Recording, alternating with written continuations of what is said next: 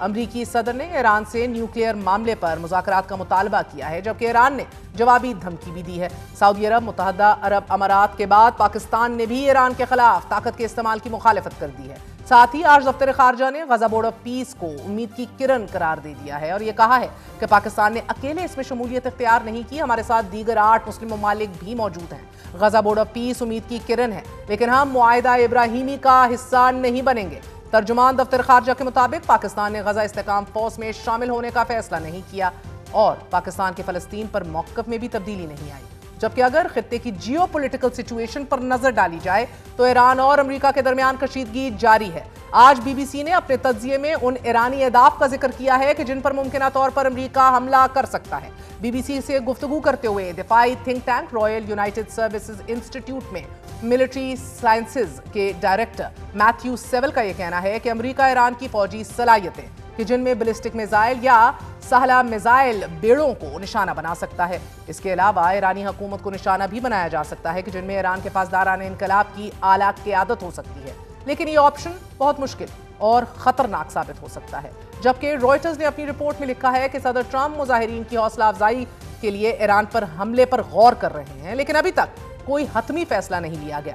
Writers کے مطابق صدر ٹرمپ ایران میں حکومت کی تبدیلی کے لیے حالات پیدا کرنا چاہتے ہیں اور اس کے لیے ایرانی سیکیورٹی فورسز اور رہنماؤں پر فضائی حملہ کیا جا سکتا ہے۔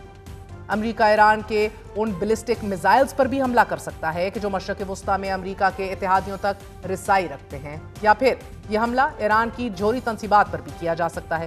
بی بی سی انگلش نے بھی 7 مختلف سیناریوز کا ذکر کیا ہے کہ جو ایران پر امریکی حملے کے بعد سامنے آ سکتے ہیں۔ بی بی سی انگلش کے مطابق ٹارگیٹڈ سرجیکل سٹرائکس کے نتیجے میں کم سویلین کیجولٹیز یعنی کہ جانی نقصان کے بعد ہو سکتا ہے کہ ایران میں جمہوریت بحال ہو جائے۔ حملے کے بعد یہ بھی ممکن ہے کہ ایرانی رجیم برقرار رہے مگر اپنی پالیسیز میں تبدیلیاں لائے۔ ایک سیناریو یہ بھی ہے کہ امریکی حملوں کے بعد کنفیوژن اور افراتفری اس قدر بڑھ جائے کہ موجودہ رجیم کولیپس کر جائے اور اس کی جگہ اقتدار ایران میں طاقتور سمجھے جانے والے IRGC کی اعلیٰ قیادت کے پاس چلا جائے۔ یہ بھی ہو سکتا ہے کہ ایران امریکی حملوں کے بعد براہ راست امریکی فوجوں کو نشانہ بنائے یا پھر خطے میں موجود ہمسایوں پر حملہ کر دے۔ بی بی سی کے مطابق ایک سیناریو یہ بھی ہو سکتا ہے کہ ایران اسٹریٹ آف ہارموز میں سی مائنز بچھا دے، اور اگر ایران نے ایسا کیا تو دنیا کو تیل کی 20 سے 25% اور LNG کی 20% سپلائی ڈسرپٹ ہو جائے گی، جس سے دنیا میں تجارتی بحران جنم لے لے گا۔ چھٹے سیناریو کے مطابق ایران حملے کے بعد امریکی وارشپس کو ڈبو دے اور اس سے ایک بار پھر نئی جنگ شروع ہو جائے گی۔ جبکہ آخری سیناریو یہ ہوگا کہ ایرانی رجیم کولیپس کر جائے اور ایران میں افراتفری اور کیوس پھیل جائے۔ بین الاقوامی اخبارات میں امریکی آپشنز کے ساتھ ساتھ ایران کی تیاریوں سے متعلق بھی رپورٹ کیا جا رہا ہے۔ ترک خبر رسالہ ادارے اناڈولو نیوز نے یہ لکھا ہے کہ ایران نے متوقع امریکی حملے کے پیش نظر مزید 1000 ڈرون تعینات کر دیے ہیں۔ ایرانی فوج کے commander in chief major general Amir Hatami نے یہ کہا ہے کہ جدید ڈرونز 12 روزہ جنگ سے حاصل سبق کے بعد تیار کیے گئے ہیں۔